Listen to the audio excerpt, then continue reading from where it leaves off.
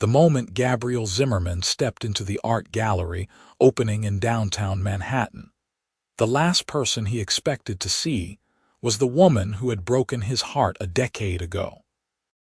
Yet there she was, standing in front of a massive abstract painting, her auburn hair catching the soft gallery lights in a way that made his breath catch exactly like it used to. Natalie Greene looked different but somehow exactly the same.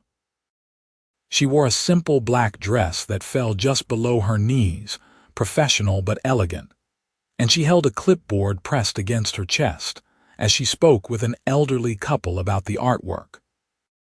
10 years had refined her features, added a confidence to the way she carried herself that the 22-year-old girl he had known never quite possessed. But her laugh, when the older woman said something amusing, was identical to the sound that used to fill his tiny college apartment. Gabriel stood frozen near the entrance, his business partner Marcus chattering beside him about potential investment opportunities in emerging artists. The words became white noise. All Gabriel could process was the fact that Natalie Greene, the woman he had planned to marry before everything fell apart, was less than 30 feet away. "You good, man?" Marcus asked, finally noticing that Gabriel had stopped listening entirely. "Yeah, fine." Gabriel straightened his suit jacket, a custom piece that probably cost more than he used to make in 3 months back when he and Natalie were together. "I just saw someone I used to know." Marcus followed his gaze. "The redhead with the clipboard. She looks like she works here." "Want me to introduce us? I know the gallery owner." "No." The word came out sharper than Gabriel intended. "I mean, not necessary, I can handle it. But could he?" His heart was hammering against his ribs like he was 22 again, standing in the doorway of their shared apartment, watching Natalie pack her bags with tears streaming down her face. The memory was so vivid it physically hurt. "Gabriel Zimmerman, is that really you?" The voice came from his left. He turned to find a woman in her 50s approaching, her face lit up with recognition. It took him a moment to place her, Catherine Moore, one of his former professors who had always believed in his architectural designs even when he doubted himself. Professor Moore. What a surprise. She embraced him warmly. "Please, it has been 10 years. Call me Catherine. I read about your firm in Architectural Digest. The sustainable housing project in Portland was extraordinary. I show it to my students now as an example of compassionate design." They fell into conversation about his work, about the projects that had transformed his small start-up into one of the most respected architectural firms on the East Coast. Zimmerman Design Group had made Gabriel wealthy beyond anything he could have imagined during those struggling years after college. But even as he discussed his latest commission, a mixed-use development in Brooklyn that would provide affordable housing alongside market-rate units, part of his attention remained locked on Natalie across the room. She had moved to a different painting now, still talking with the elderly couple. She gestured expressively as she spoke, her hands painting pictures in the air. She had always done that, he remembered. Words were never quite enough for Natalie. She needed movement, color, life. "You should say hello to our events coordinator," Catherine said, and Gabriel realized with creeping dread where this was going. "Natalie, could you come here a moment?" Natalie turned, her professional smile already in place. Then she saw him, and every carefully maintained expression collapsed. Her face went pale, then flushed pink, and her grip on the clipboard tightened until her knuckles whitened. "Gabriel." "Natalie." Catherine looked between them, clearly sensing the tension but misreading it. "Oh, do you two know each other? How wonderful." "Natalie has been coordinating our events for 3 years now. She has such an eye for bringing the right people together with the right art." "We went to college together," Natalie said, her voice carefully neutral. "It has been a long time." 10 years, Gabriel said. "Yes, 10 years." An awkward silence stretched between them. Catherine, finally picking up on the undercurrent, made a polite excuse about needing to greet other guests and disappeared into the crowd. They stood facing each other, years of unspoken words creating a wall that felt insurmountable. Gabriel noticed the tiny details. Time had changed. Fine lines at the corners of her green eyes, a small scar on her left hand that had not been there before, the absence of the silver ring she used to wear on her right thumb. "You look good," he said finally, because someone had to say something. "So do you. Success clearly agrees with you." There was no bitterness in her voice, just an observation. "I have been following your firm's work. The Portland project was incredible. You always said I should think bigger than just pretty buildings." A ghost of a real smile crossed her face. "I remember. You wanted to design mansions for rich people, and I kept arguing that architecture should serve everyone. You were right. You were right about a lot of things." The smile faded. "Not about everything."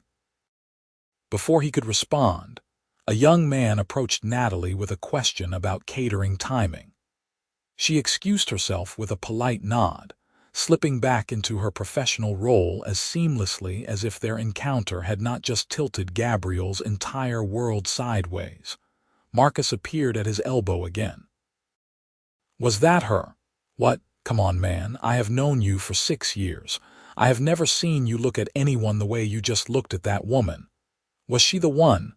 The ex you never talk about?" Gabriel did not answer directly. "I need a drink." They moved to the bar, where Gabriel ordered scotch instead of his usual wine.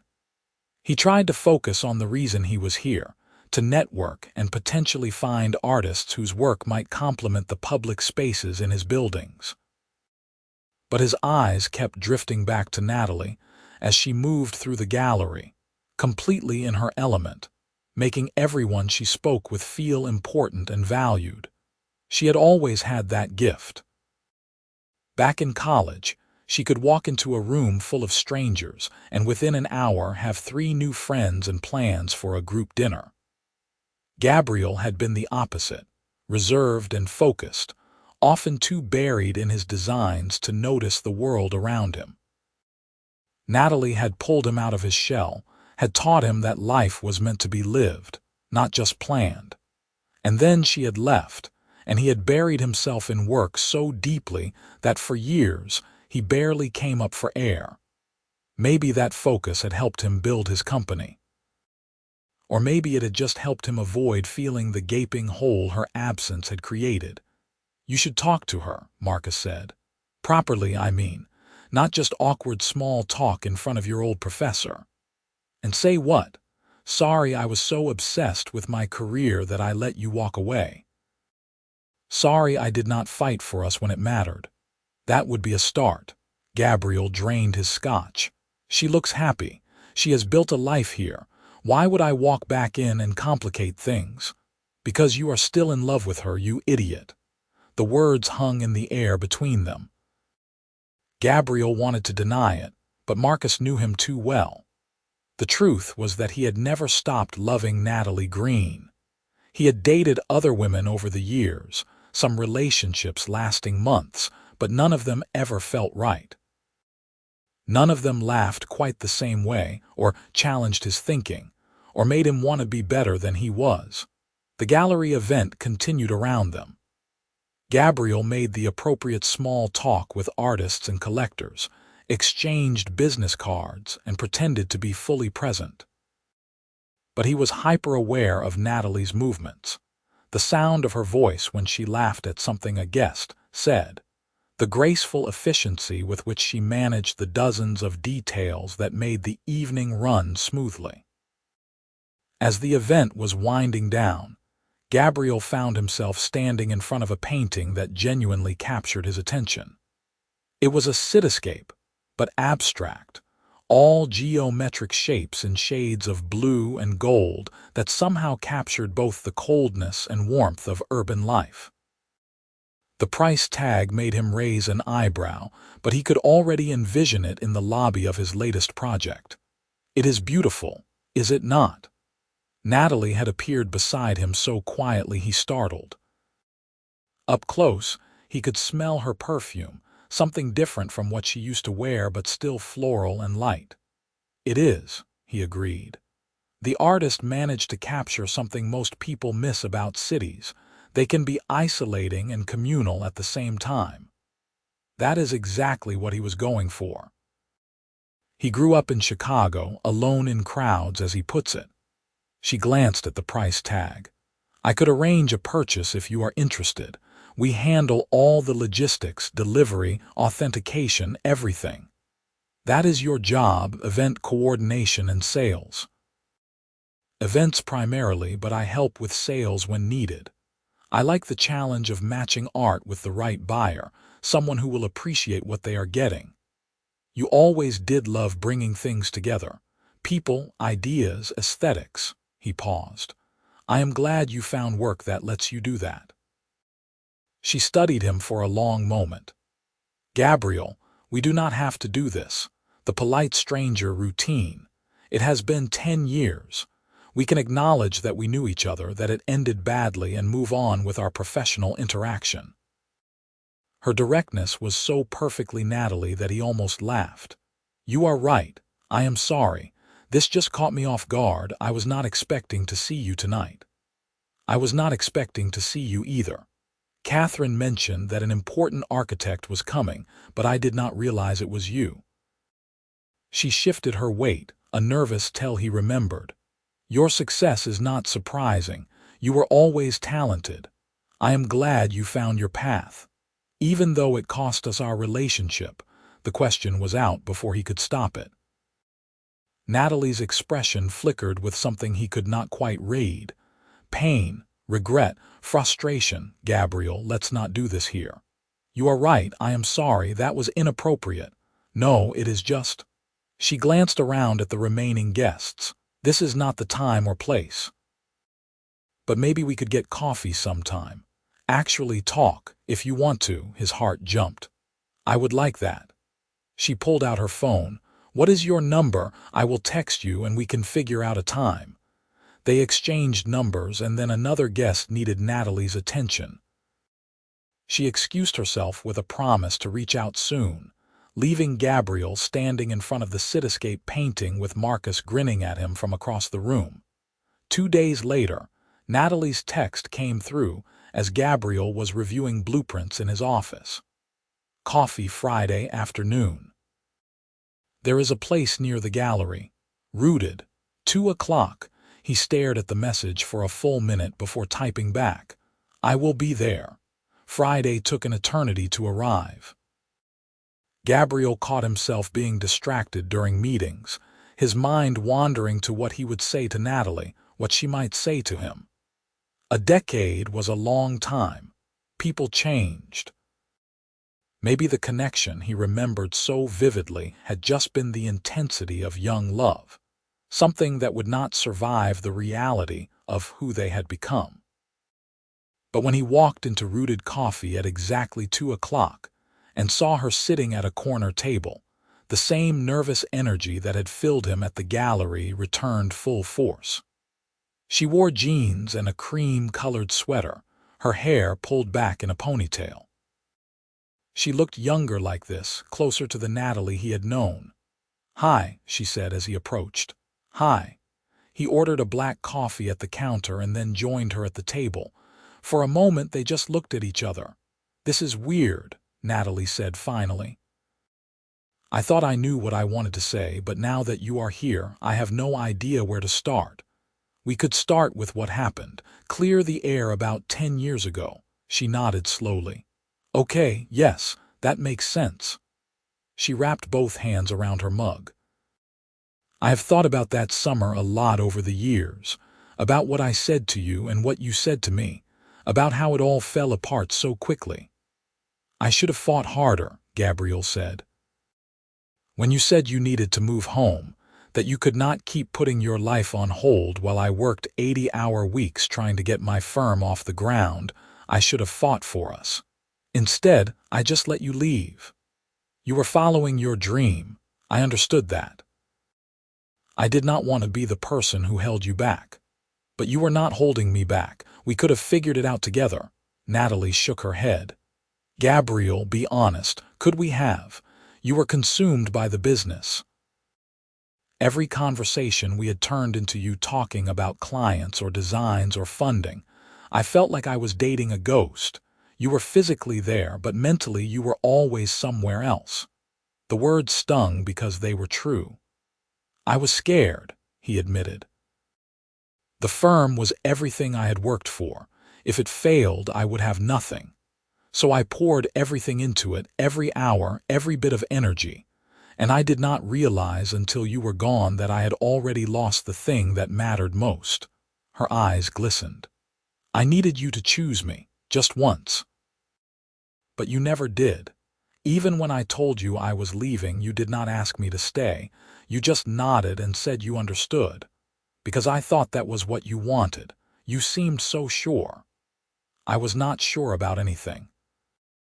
I was terrified and hurt and hoping desperately that you would give me a reason to stay. A tear slipped down her cheek. She brushed it away impatiently. But you did not. So I went home to Vermont, moved in with my parents, and tried to figure out who I was without you. Did you figure it out? Eventually. It took a while. I was pretty lost for the first year. She took a sip of her coffee. I worked at my dad's hardware store, which was as depressing as it sounds. Then a friend told me about a job at a small gallery in Burlington. I started as basically a receptionist, but the owner saw that I had a knack for the work. She taught me everything about running a gallery, about art, about what makes exhibitions successful. When she retired 5 years ago, she helped me find the position here in New York.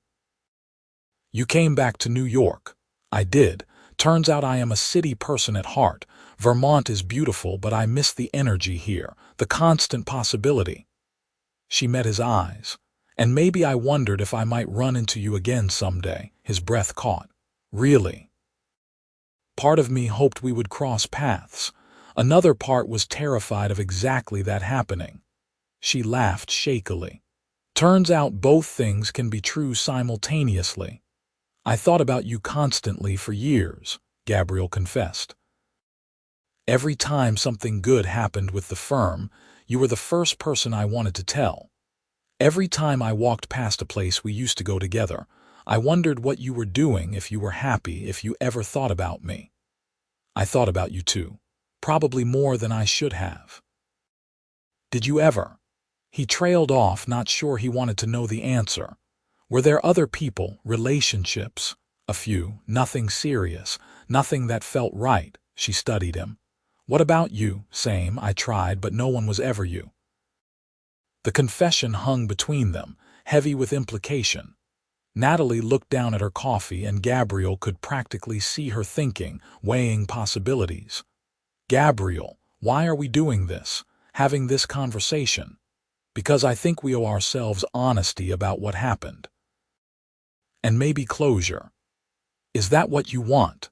Closure? He reached across the table, his hand stopping just short of hers. I do not know what I want. Seeing you again has brought up all these feelings I thought I had dealt with, but maybe I was just burying them. She turned her hand over, palm up, and he completed the gesture, their fingers intertwining. The touch sent electricity up his arm. I am not the same person I was 10 years ago, Natalie said softly. I have built a life I am proud of. I have friends, a career I love, stability. I am not going to give that up for possibilities and what-ifs. I am not asking you to. I am not the same person either. The work is still important to me, but I have learned balance. I have a life outside the office. I have learned that success means nothing if you have no one to share it with. That is a hard lesson. I had a good teacher. You told me that before you left, remember? You said I was going to build an empire and find myself alone in it. I was angry when I said that, and hurt. You were also right. She squeezed his hand. So where does that leave us? Do we try to be friends? Pretend the past did not happen? Or acknowledge that we loved each other once and go our separate ways with some kind of peace about it? I do not want to go separate ways. There. He had said it. The truth was out, vulnerable and exposed. Natalie's eyes widened. Gabriel, I know it is complicated. I know we have not seen each other in 10 years and we are basically strangers now. But from the moment I saw you at the gallery, all I could think was that walking away from you was the biggest mistake I ever made. And if I get another chance, I am not going to waste it. She pulled her hand back, wrapping both arms around herself. This is a lot. I know, I am sorry, I am moving too fast. No, it is not that, it is just... She took a deep breath. I have wondered for years what I would say if I ever saw you again. I have had entire conversations with you in my head. But now that you are here, actually here and saying these things, I do not know how to respond. You do not have to respond right now. We can take this slow. Have coffee again. Get to know each other as the people we are now, not who we were. That is probably the smart thing to do. But part of me wants to skip all that and just jump back in, which is crazy, right? You cannot rewind 10 years and pretend nothing happened. We do not have to pretend nothing happened. What happened shaped both of us, made us who we are. Maybe who we are now is better suited for each other than who we were back then. She considered this, her expression thoughtful. I need time to think about this, Gabriel. About what it would mean to let you back into my life. I am not 22 anymore. I cannot afford to make impulsive decisions based on feelings. I understand. Take all the time you need. They finished their coffee, the conversation shifting to safer topics. She told him about her favorite artists, about the challenges of working in the New York art world, about her tiny apartment in Queens that she loved despite its size. He told her about his firm, about the projects he was most proud of, about his own place in the West Village that felt too big and empty most of the time. When they parted ways outside the coffee shop, she surprised him by hugging him. It was brief but genuine, and the feel of her in his arms, even just for a moment, felt like coming home. Over the next few weeks, they fell into a pattern. Coffee twice a week, always at Rooted. Sometimes lunch on Saturdays at a little Italian place Natalie loved. They talked about everything and nothing, rebuilding their connection piece by piece. Gabriel learned that she volunteered at a youth arts program on Sundays, that she had taken up painting herself, though she claimed not to be very good, that she had a cat named Monet who was deeply antisocial. She learned that he had finally learned to cook, that he ran marathons now as a way to clear his head, that he had never stopped carrying a photo of the two of them in his wallet, tucked behind his credit cards where he could pretend he had forgotten it was there. You kept a photo of us? She asked one Saturday over pasta, her eyes suspiciously bright. I could not bring myself to throw it away. It felt like erasing something that mattered. I have one too, she admitted. From graduation day, you are wearing that ridiculous hat at a crooked angle and I am laughing at you. I remember that photo. You made me wear the hat even though I said it looked stupid. It did look stupid. That is why it was perfect. They were dancing around the bigger questions, both aware that they were building towards something but neither quite ready to name it. Gabriel wanted to kiss her, had wanted to kiss her every single time they met. But he held back, sensing that Natalie needed to set the pace. It was Marcus who finally pushed him. They were at Gabriel's apartment on a Wednesday evening, ostensibly to review designs for the Brooklyn project, but Marcus had other things on his mind. So, are you two dating or what? Gabriel looked up from the blueprints. What? You and Natalie? You have been seeing each other for a month. Are you dating or just engaging in the world's longest first date? We are getting to know each other again. That is not an answer. Gabriel set down his pencil. I do not know what we are. We have not defined it. Maybe you should. Because from where I am sitting, you are all in, and I have no idea if she feels the same way.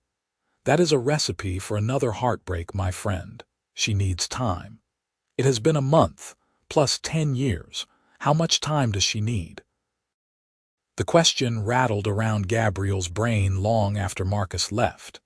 How much time was enough? When would he know if they were rebuilding something real or just indulging in nostalgia? The answer came unexpectedly the following week. Gabriel had been invited to speak on a panel about sustainable urban design at Columbia University. It was not his favorite kind of event. Public speaking made him nervous, but it was good for the firm's reputation. He had mentioned it to Natalie in passing, and was surprised to see her slip into the back of the auditorium just as the panel was starting. She stayed for the entire event, sitting quietly in the back row. Afterward, as attendees mingled and asked questions, she waited patiently until the crowd thinned. "You were amazing," she said when she finally reached him. "I mean, I knew you were good at what you do, but hearing you talk about it, seeing your passion for creating spaces that serve communities, not just profit margins. Gabriel, you are doing exactly what you were meant to do. You came." "Of course I came. You said it was important to you." "I did not think you would." "Why not?" "Because 10 years ago you did not. I had a presentation for potential investors, a huge deal that could have made or broken the firm. I asked you to be there and you said you would, but you never showed up." Natalie's face fell. "Gabriel, that was the night I decided to leave. I could not sit there and watch you chase a dream that had already taken you away from me. It hurt too much. I needed you there. I know, I am sorry, that was selfish of me." She reached for his hand. "But I am here now. And if you will let me, I want to be there for all the important moments going forward. Not because I have to, but because I want to. Because your success makes me happy. Because watching you talk about your work, I saw the man I fell in love with all those years ago, but I also saw someone new. Someone who has learned to balance passion with compassion, ambition with purpose. Natalie, I am still scared," she continued. "Scared of getting hurt again. Scared that we will fall into the same patterns. But I am more scared of walking away and spending another 10 years wondering what if." He pulled her close, not caring that they were in a room full of people. "I am not going to hurt you again. I swear to you, Natalie. Whatever we build this time, you come first. Always. I believe you." And then, finally, he kissed her. It was soft and tentative at first, both of them testing the waters after a decade apart. But then the familiarity rushed back, muscle memory combined with new discovery. She tasted like cherry chapstick and coffee, and she fit against him exactly right. When they pulled apart, she was crying and smiling at the same time. "I have wanted you to do that for weeks. I have wanted to do that since I saw you at the gallery. So are we doing this? Really doing this, if you want to. No pressure, no expectations, just us figuring it out together." "I want to. I really want to."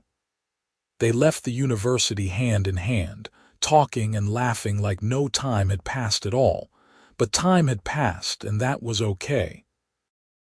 They were different people now. People who had learned from their mistakes, who understood the value of what they had lost and found again. Dating Natalie the second time around was both familiar and entirely new. Gabriel knew her favorite foods, the way she crinkled her nose when she was thinking hard about something, how she always tucked her left foot under her right knee when sitting on the couch. But he also discovered new things. She was more confident now, more willing to speak her mind. She had developed a love for jazz music, spent her Sunday mornings at the farmer's market, had strong opinions about art that she defended passionately. He introduced her to his world, the late-night calls from contractors, the constant juggling of multiple projects, the stress of running a business. But he also showed her the boundaries he had learned to set. No work emails after 8 p.m. unless it was an emergency. Weekends were sacred, reserved for life outside the office. And most importantly, when he was with her, he was fully present. No phone, no distracted thoughts about designs or budgets. Just them.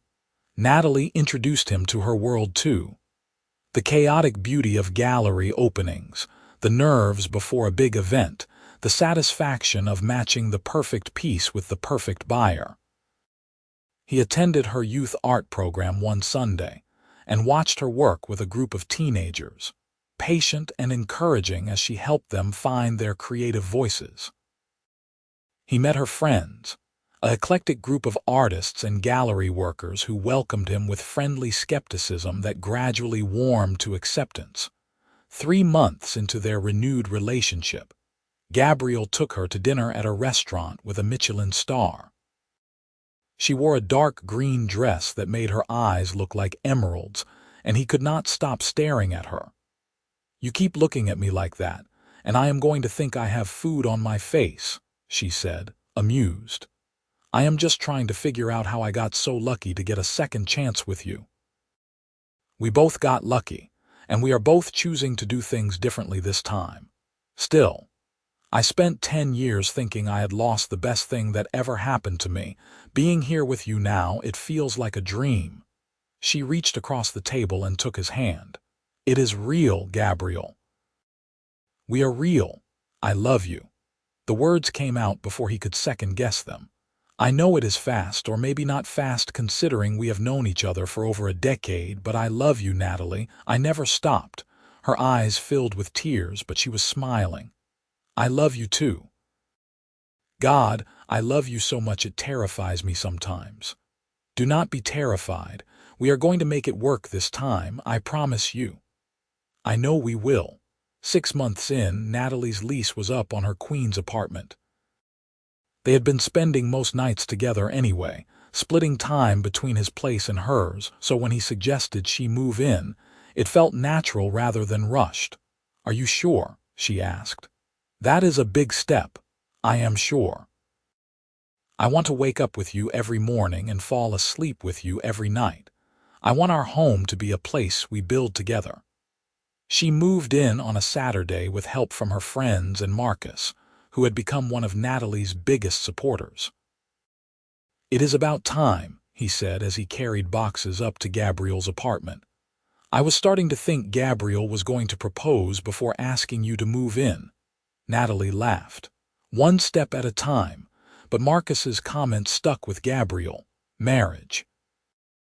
It was something they had talked about 10 years ago, back when they were young and naive and thought love conquered all obstacles.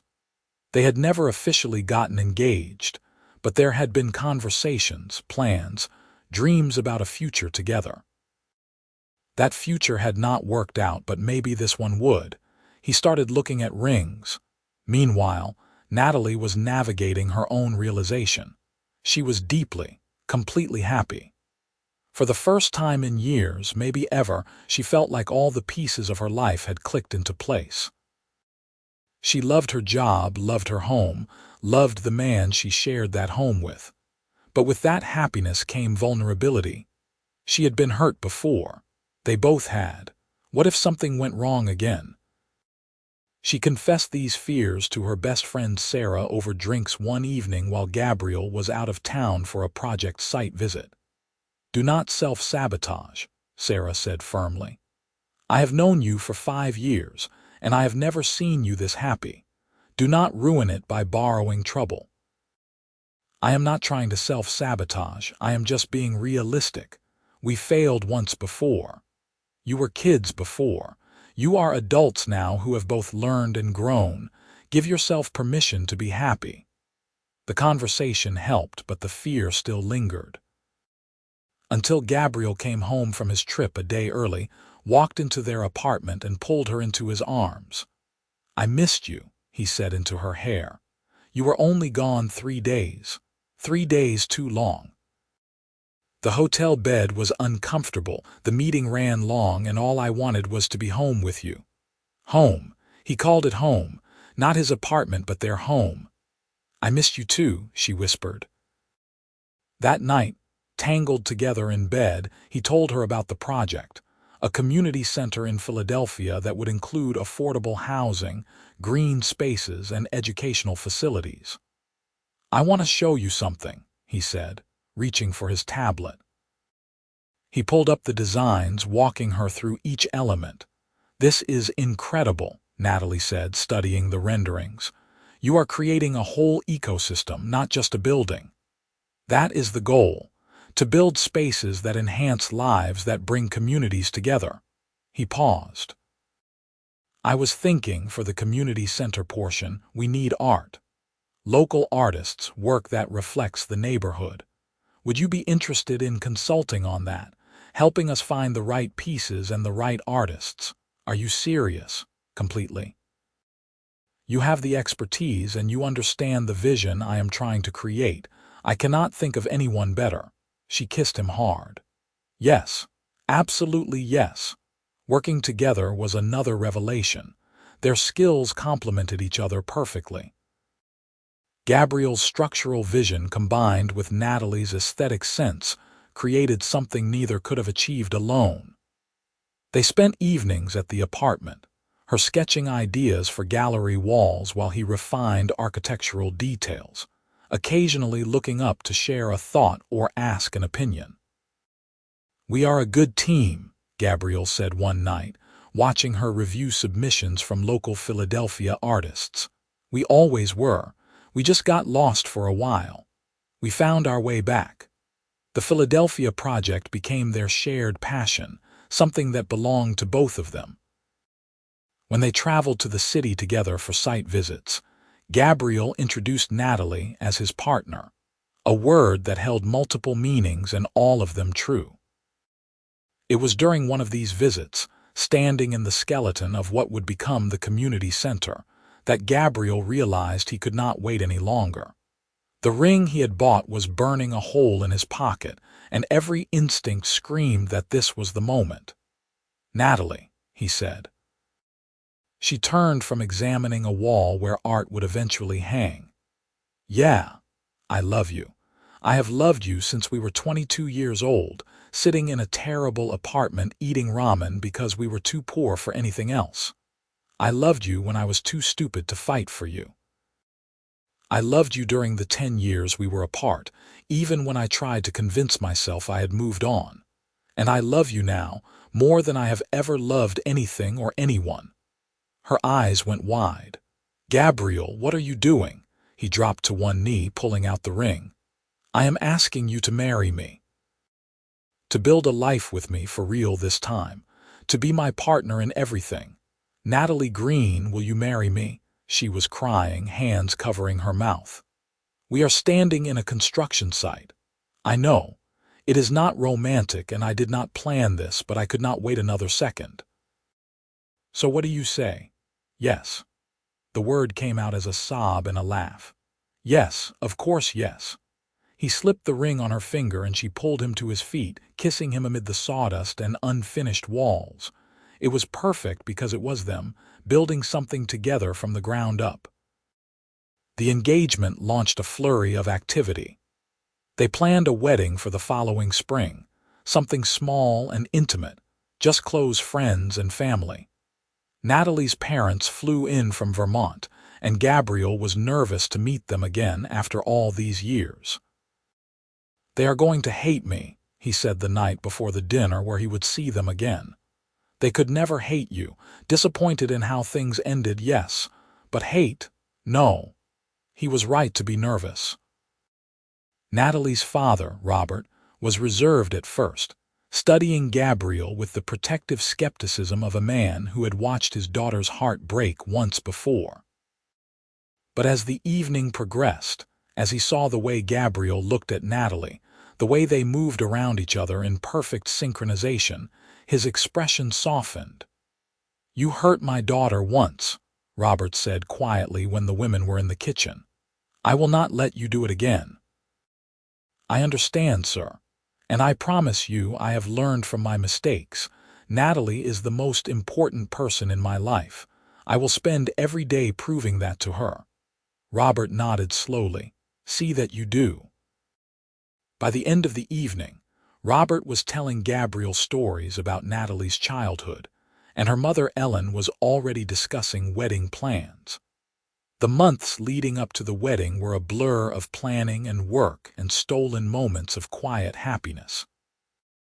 The Philadelphia project was coming together beautifully, the building taking shape exactly as Gabriel had envisioned. Natalie had curated a collection of art from local artists that transformed the space, adding color and life and meaning. They attended the opening ceremony together, standing hand in hand as community members toured the facility. A young girl, maybe 10 years old, stopped in front of a painting Natalie had selected, a vibrant piece depicting the Philadelphia skyline at sunset. "It is beautiful," the girl said softly. Natalie knelt down beside her. "It is it not? The artist lives just a few blocks from here. Maybe someday your art will hang in a place like this." The girl's eyes went wide. "You think I could? I think you can do anything you set your mind to." Gabriel watched the interaction, his heart swelling. This was what it was all about. Not just buildings or art, but creating spaces where people could dream, where futures could be built. That night, back in their apartment, Natalie was quiet. "What are you thinking about?" Gabriel asked. "Today?" "That little girl, the community center, everything we have built together." She turned to face him. "I was thinking about the future, our future." "What about it?" "I want kids, someday. Not right now, but eventually.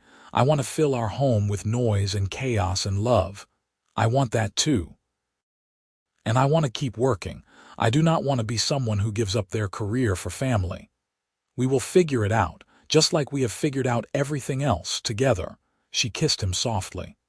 "I am so glad I walked into that gallery the same night you did. Fate, maybe.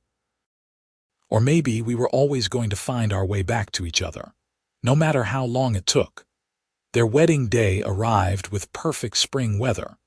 They married in a small garden in Brooklyn, surrounded by flowers and the people they loved most. Natalie wore a simple white dress, and Gabriel wore a suit that Marcus had helped him pick out. When it came time for vows, Gabriel spoke from the heart. "10 years ago, I made the mistake of letting you walk away. I thought my career, my ambitions, were the most important things in my life.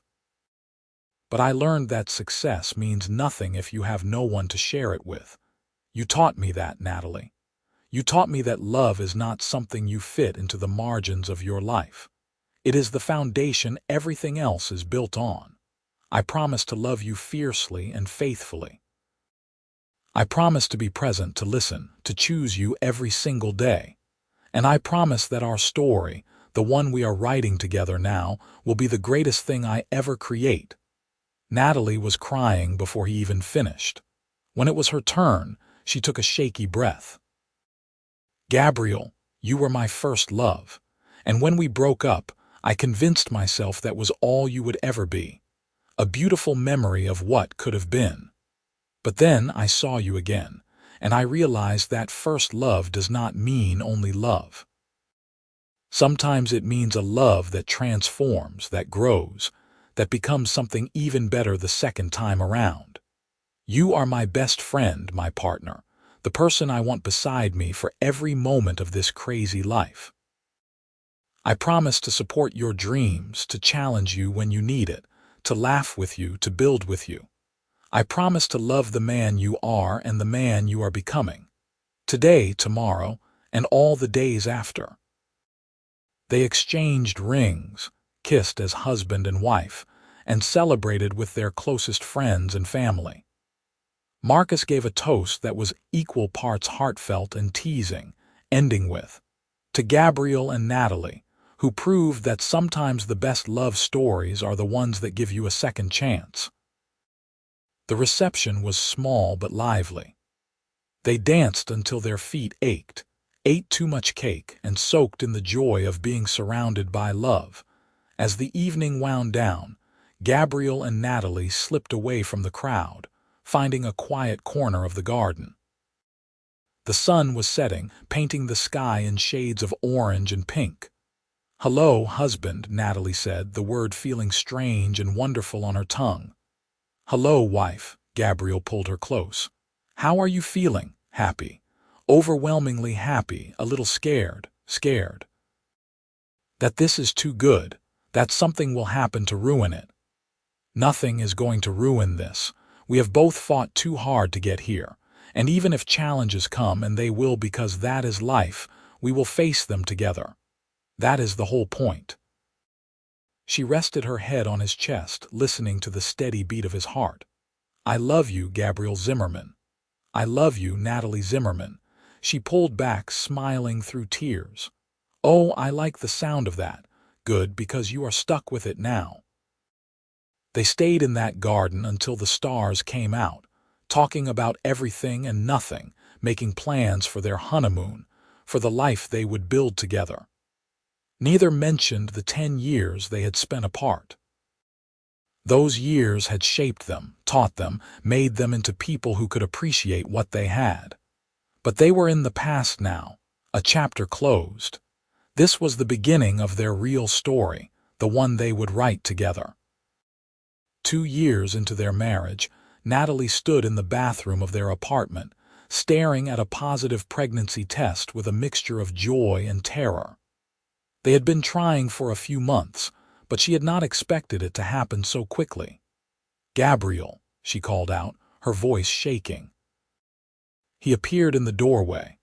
"What is wrong?" She held up the test, unable to form words. His eyes went wide, then his face split into the biggest smile she had ever seen.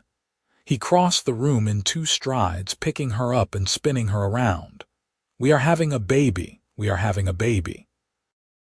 I cannot believe it. This is amazing. You are amazing." He set her down carefully, his hands immediately going to her still flat stomach.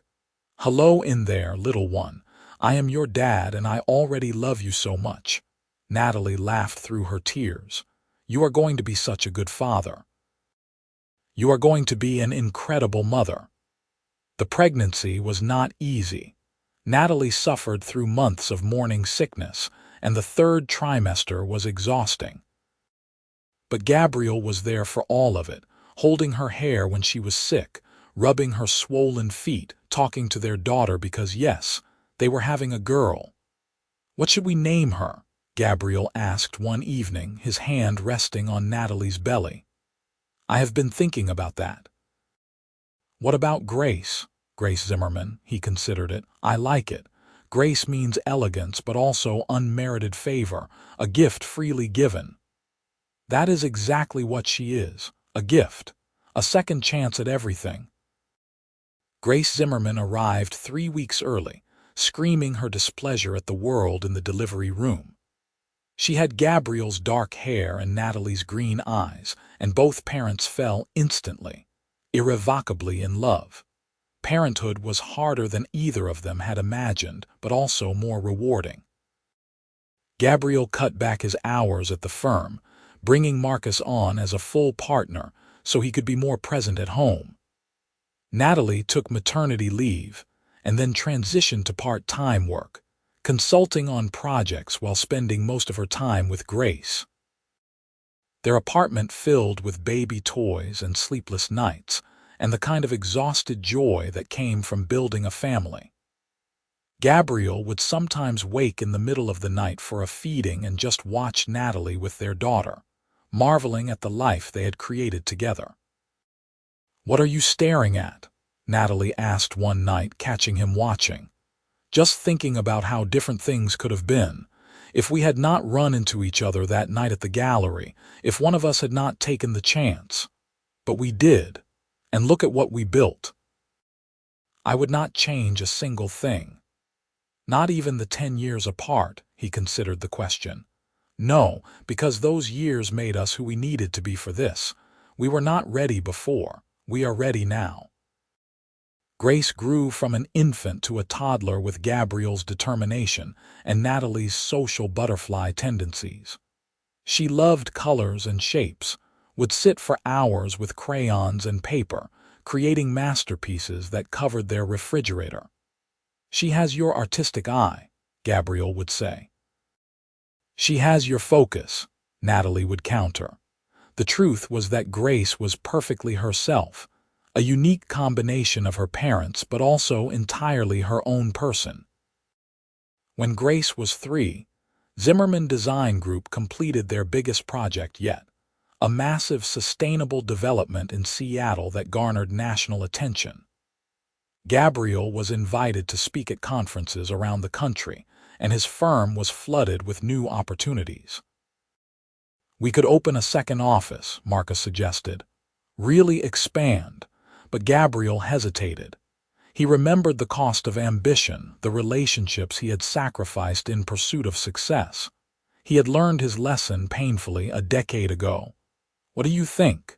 he asked Natalie that evening. "I think you should do what feels right, but not at the expense of our family.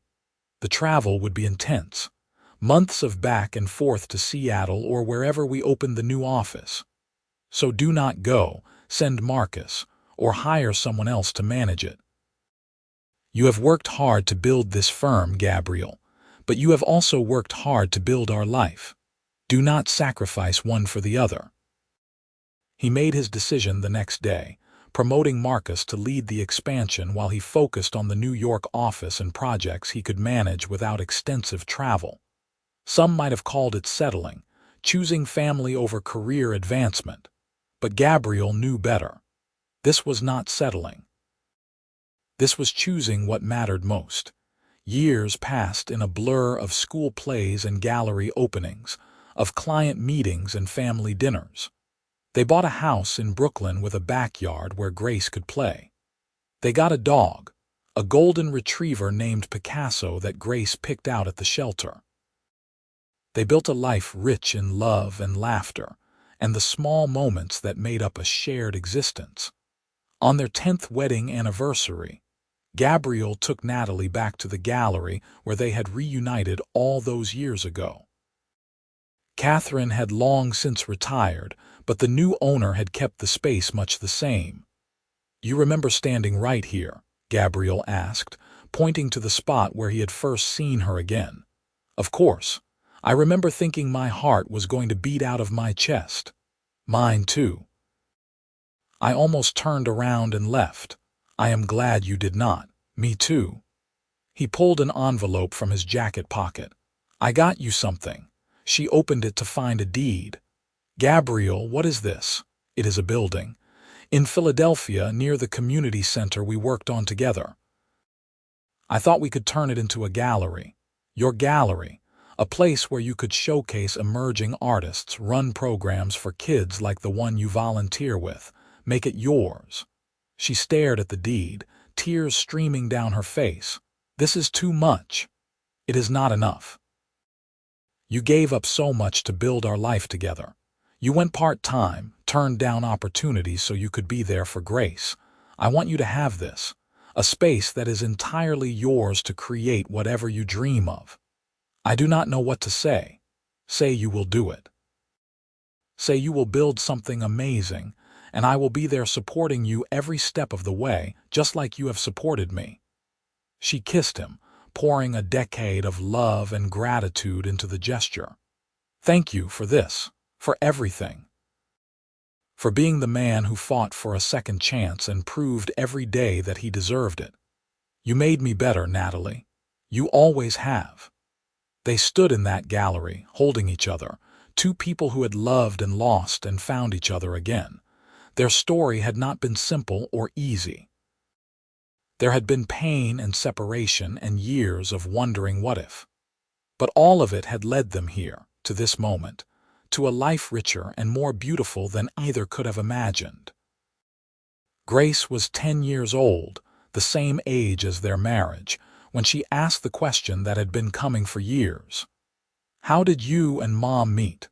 They were at the dinner table, the three of them plus Picasso begging under the table. Gabriel and Natalie exchanged a look. "We met in college," Natalie said carefully. "And then you got married." "Not exactly. We dated in college, but then we broke up for a long time." "How long?" 10 years. Grace's eyes went wide. "That is forever. Why did you break up? Gabriel took this one. Because we were young and made mistakes. I was so focused on building my career that I forgot to take care of the relationship, and your mom got tired of feeling like she was not important. That is sad. It was sad, but it also taught us important lessons. When we found each other again, we were ready to do things right. How did you find each other? Your dad came to an art gallery where I was working, Natalie said.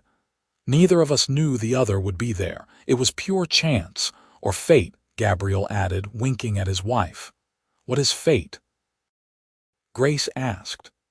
It is the idea that some things are meant to happen no matter what. Like your mom and I were meant to be together. It just took us a while to figure it out. Grace considered this seriously.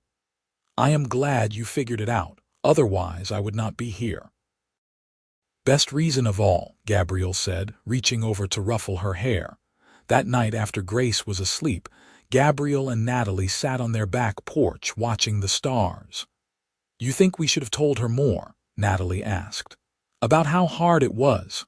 She will understand when she is older. For now, she knows what matters, that we love each other and we fought to be together. We did fight, did not we, for this, for us. Best fight I ever engaged in. He pulled her close. Do you ever wonder what would have happened if we had not seen each other that night? If you had been at a different gallery, or I had decided not to go? Sometimes. But then I remember that I moved back to New York hoping I would see you again, and you kept that photo of us in your wallet for 10 years. We were always going to find our way back. Maybe not that exact night, but somehow, someday. I like that theory. They sat in comfortable silence, the kind that came from years of knowing each other, of building a life together. Gabriel, thank you. For what? For everything.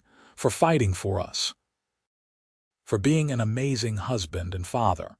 For supporting my dreams even as I supported yours. For proving that second chances are real and love can survive anything if you are willing to work for it.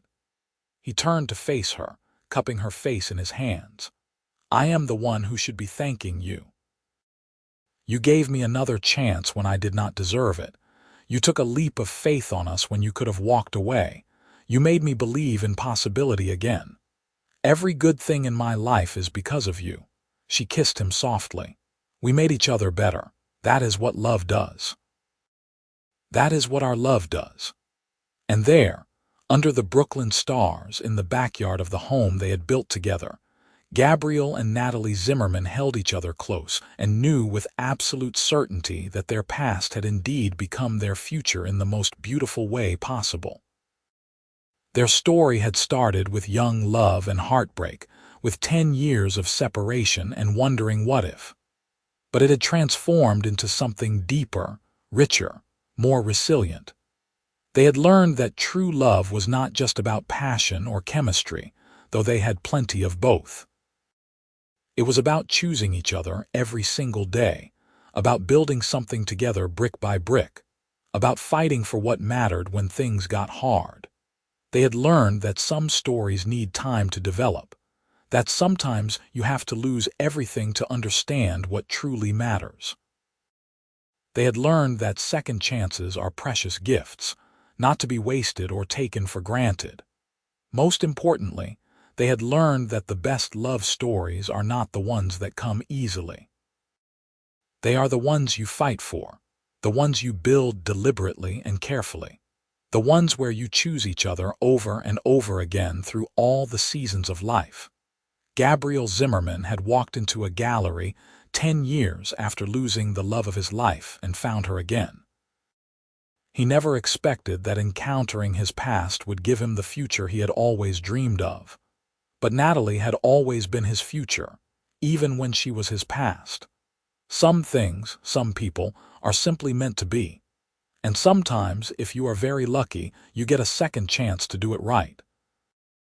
Their story was proof that love could survive separation, that it could grow stronger through adversity, that it could transform two people into better versions of themselves.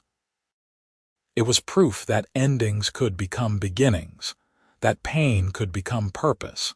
That loss could eventually lead to finding what you truly needed all along.